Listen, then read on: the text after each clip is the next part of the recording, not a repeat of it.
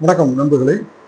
சுமார் ஒரு 35 வருடம் கழித்து பாட்டாளி மக்கள் கட்சியினுடைய அந்த நிறுவனர் திரு ராமதாஸ் அவர்கள் சொல்லியிருக்கிறார். என்ன சொல்லியிருக்கிறார்னா, நான் தவறிழைத்து விட்டேன். நான் ஒரு தவறிழைத்து விட்டேன். தவறாக என்னுடைய மகனை அமைச்சராக்கி விட்டேன். தவறாக என்னுடைய மகனை நான் அமைச்சராக்கி விட்டேன் அப்படின்னு சொல்லி ஒரு 35 இயர்ஸ் கழிச்சு, சுமார் ஒரு 35 இயர்ஸ் கழிச்சு அவர் ஒரு அப்பாலஜி அவர் சொல்லியிருக்கிறார். பப்ளிக் கிட்ட தன்னுடைய ஆதங்கத்தை வெளிப்படுத்தியிருக்கின்றார். தன்னுடைய அந்த வேதனையை அவர் வெளிப்படுத்தியிருக்கின்றார் அப்படின்னு பார்க்குறோம். என்ன தவறு, நான் மினிஸ்டர் ஆக்கிட்டேன் அப்படின்னு சொல்லி. ஸோ இப்போ ஒரு விஷயம் நம்ம சொல்லணும்.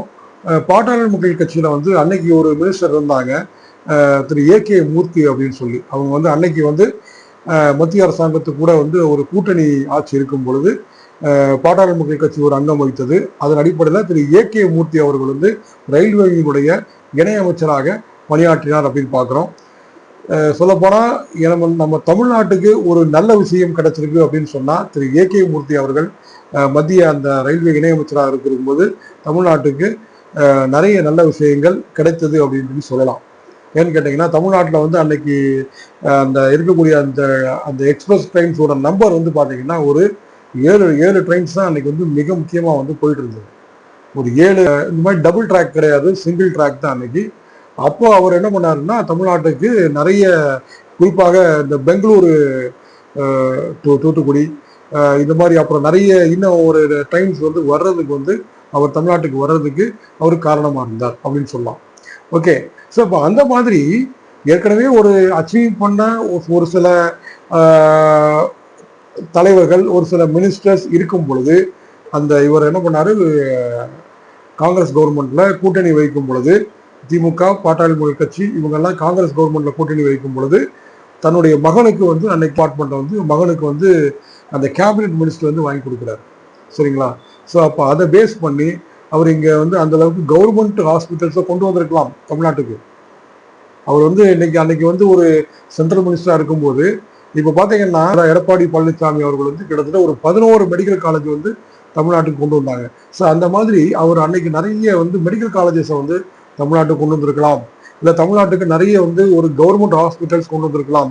இல்லை எய்ம்ஸ் மாதிரி இல்லை ஒரு ஜிப்மர் மாதிரி ஒரு குவாலிட்டியான ஒரு சென்ட்ரல் கவர்மெண்ட் பேஸ்டு கவர்மெண்ட் ஹாஸ்பிட்டலில் தமிழ்நாட்டுக்கு கொண்டு வந்திருக்கலாம். ஆனால் அதெல்லாம் எதுவுமே அவர் செய்யலை.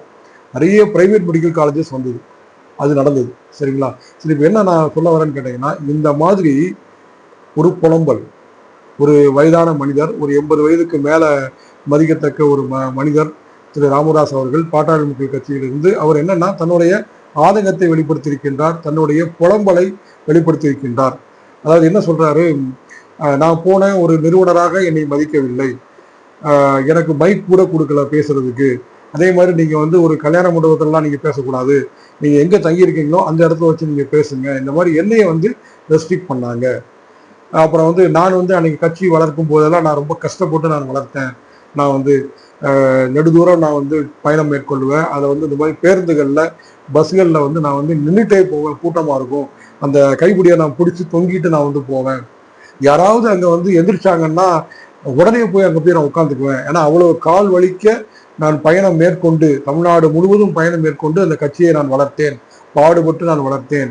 ஆனால் இன்றைக்கு எனக்கே இன்றைக்கு அந்த கட்சி அந்த மாதிரி இல்லை, அதாவது சின்ன பின்னமாக இருக்கிறது, கேட்பார், அதாவது இந்த மாதிரி சரியான தலைமை இல்லாமல் இருக்கிறது என்று தன்னுடைய ஆதங்கத்தை அவர் வெளிப்படுத்தி இருக்கின்றார் அப்படின்னு பார்க்குறோம். இதில் ஒரு விஷயம் என்னன்னா, அவர் எதுக்காக சொல்றாரு, எதன் காரணமாக அவர் அன்புமணி ராமதாஸ் அவர்களை வேணாம்னு சொல்றாரு, அவர் மேல அவருக்கு என்ன கோபம் அப்படின்றதுக்கு பின்னணியில நிறைய விஷயங்கள், குடும்ப விஷயங்கள் இருந்தாலும், குடும்ப பிரச்சனைகள் இருந்தாலும், நாம இதை பிரதானமா பார்க்கக்கூடிய விஷயம் என்னன்னு கேட்டீங்கன்னா, அவர் அன்னைக்கு சொன்னாரு, நான் எந்த ஒரு எலெக்ஷனையும் நாமினேட் பண்ண மாட்டேன், என்னுடைய குடும்பத்திலிருந்து யாரும் வரமாட்டேன்னு சொன்னாங்க. அவர் அதில் ஸ்ட்ராங்காக இருந்திருக்கலாம். இதை தாண்டி நம்ம சொல்ல வர வேண்டிய விஷயம் என்னன்னு கேட்டீங்கன்னா, இந்த வாரிசு அரசியல், இந்த மாதிரி நீங்க வாரிசு அரசியலை நீங்க உள்ள கொண்டு வந்ததுடைய விளைவு இன்னைக்கு அது நீங்களே பேஸ் பண்றீங்க. நீங்க அன்னைக்கு அவரை கொண்டு வராம நீங்க அவரை அப்படியே அலோவ் பண்ணியிருந்தீங்கன்னா, அவருடைய மெடிக்கல் ஃபீல்ட்லேயே கூட அவர் ஒரு பெரிய அச்சீவ்மெண்ட் பண்ணியிருக்கலாம், ஒரு மிக உயர்ந்த ஒரு டாக்டராக இருக்கலாம், அதே ப்ரொஃபஷன்லேயே அவர் சைன் பண்ணியிருக்கலாம்.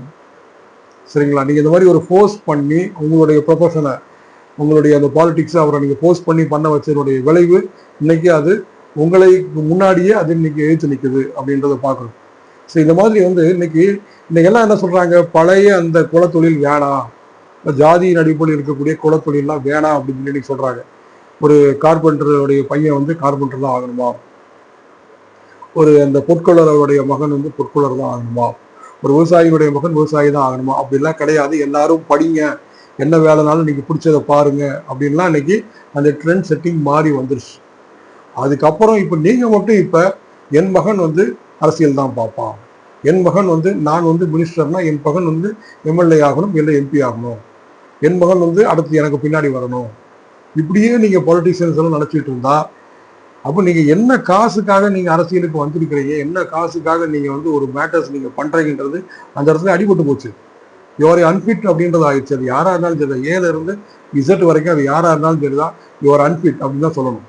ஏன்னா உங்களுடைய காசு என்ன, இந்த குலத்தொழிலாம் வரக்கூடாது, அதை தொழிலின் அடிப்படையில நீங்க அப்படி பிரிக்கக்கூடாது, தொழிலின் அடிப்படையில நீங்க பாகுபாடு பார்க்கக்கூடாது, எல்லாருக்கும் ஒரே மாதிரி மரியாதை கொடுக்கணும், எல்லாரும் கல்வி கற்கணும், எல்லாரும் சமமாக நடத்தப்படும் சொல்லிட்டு நீங்க அரசியல்வாதிகள் வந்து இந்த மாதிரி வந்து உங்களுடைய பிலாங்கிங்ஸ், உங்களுடைய சன்னு, உங்களுடைய டாக்டரு, உங்க பேரன் பேத்தி கூட்டன் இவங்க எல்லாத்தையும் நீங்க இந்த அரசியலுக்குள்ளேயே கொண்டு வரணும் அப்படின்னு சொல்லி நீங்க இருந்தீங்கன்னா, நீங்க இப்போ இது ஒரு ப்ராப்பர்ட்டி மாதிரி ஆக்கிட்டீங்கன்னு அர்த்தம், இது ஒரு கார்பரேட் மாதிரி ஆக்கிட்டீங்க, ஒரு பிசினஸ் மாதிரி ஆக்கிட்டீங்க. ஸோ இப்போ இதில் நீங்க நிறைய வந்து ஏர்னிங்ஸ் பாக்குறீங்க, நிறைய வந்து பாத்தீங்கன்னா இதுல ஒரு ஒரு ஒரு என்ன சொல்றது, ஒரு ஐடென்டிஃபிகேஷன் இருக்கு, ஒரு மரியாதை இருக்கு, ஒரு ஸ்டேட்டஸ் இருக்குன்றதால இதெல்லாம் வெளியே போகக்கூடாது. அப்போ இந்த பேசிக் திங்கை நீங்க விட்டுட்டீங்க. எப்படி ராமதாஸ் அவர்கள் சொன்னாங்களோ, நான் வந்து பஸ்ல வந்து இந்த கம்பியை வந்து நான் பிடிச்சிட்டு நான் நின்றுட்டே போய் நான் வந்து இந்த கட்சியை வளர்த்தேன், அரசியல் செய்தேன், வரப்பு வாய்க்கால் எல்லாம் நடந்து போய் நான் வந்து அரசியல் பண்ணேன் அப்படின்னு சொன்னாங்க. அதே மாதிரி திரும்பும் பொழுது இன்னைக்கு எல்லாரும் போட்டி போட்டுக்கொண்டு எடுத்து பார்த்தீங்கன்னா, நீங்க தமிழ்நாடு ஹிஸ்டரி எடுத்து பார்த்தீங்கன்னா, இங்க இருக்கக்கூடிய இந்த எம்எல்ஏஸ் அண்ட் எம்பிஸ் எல்லாரும் பார்த்தீங்கன்னா, ஒன்று மகன் ஆயிருப்பாங்க, எம்எல்ஏ இருப்பாங்க, அப்பா வந்து எம்பியா இருப்பாங்க, இல்லைன்னா அப்பா வந்து எம்எல்ஏவா இருப்பாங்க, மகன் வந்து எம்பியா இருப்பாங்க, அப்பா வந்து சென்ட்ரல்ல எம்பியா இருப்பாங்க, மகன் வந்து எங்க மினிஸ்டரா இருப்பாங்க ஸ்டேட்ல.